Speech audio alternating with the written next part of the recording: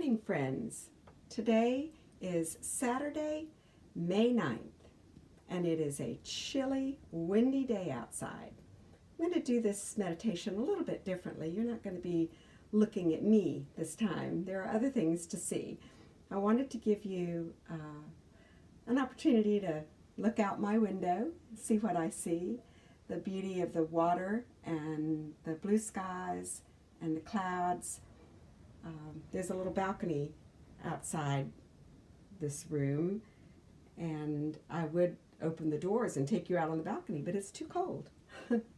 So I'm going to just let you look through the glass.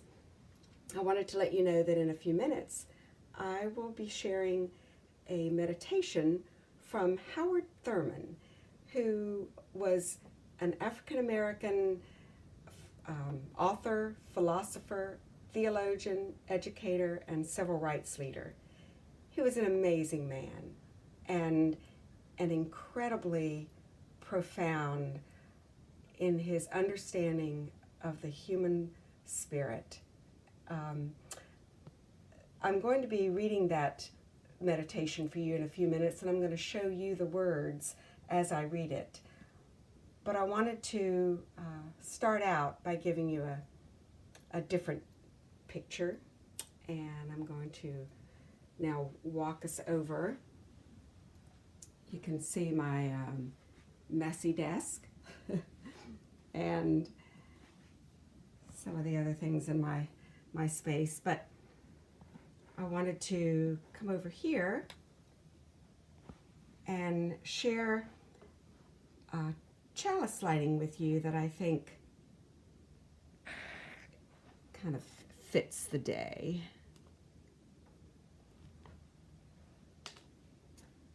We kindle this flame, honoring the doorways in our souls, the windows through which we gaze at one another, the balconies where we catch glimpses of sky, the thresholds we stand on today, wondering, hoping, fearing, dreaming. I'm going to be reading from this page, Life Goes On by Howard Thurman, and I want to say a word or two before I do that. Thurman was a contemporary of Martin Luther King and really the age of King's father. He was a mentor to King, and the despair and the evil of which he writes in this meditation is obviously from a different time. It is during the civil rights movement, and he's speaking specifically about racism and oppression, the kind of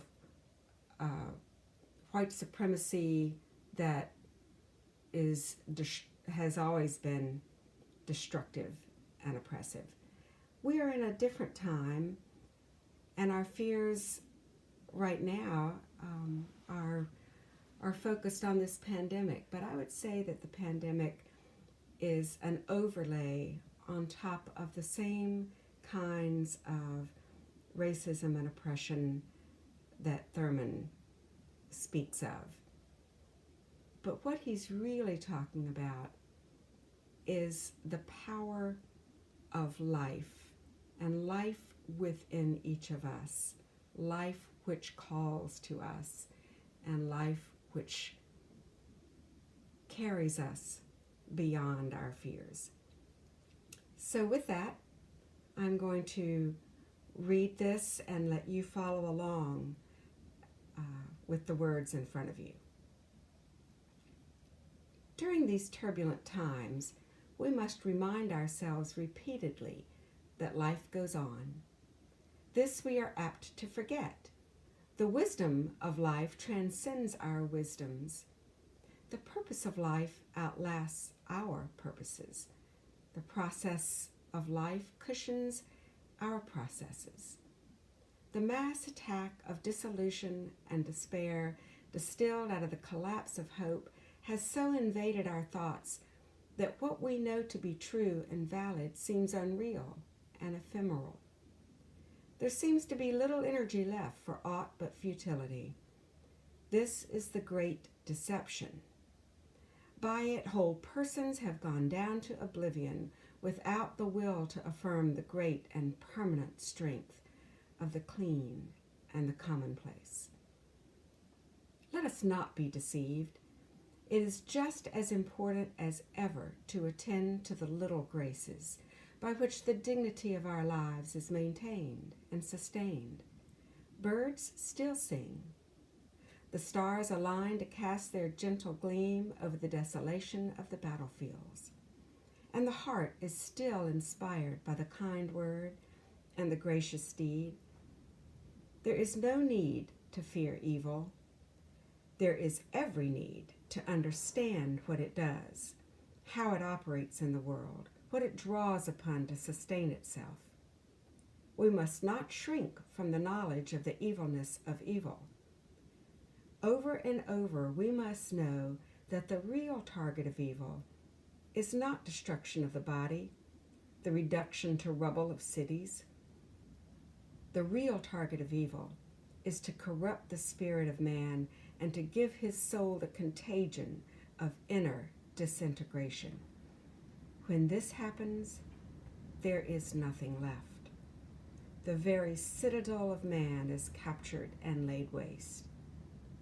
Therefore, the evil in the world around us must not be allowed to move from without to within.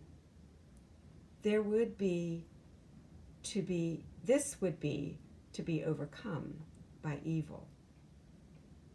To drink in the beauty that is within reach, to clothe one's life with simple deeds of kindness, to keep alive a sensitiveness to the movement of the Spirit of God in the quietness of the human heart and in the workings of the human mind. This is, as always, the ultimate answer to the great deception.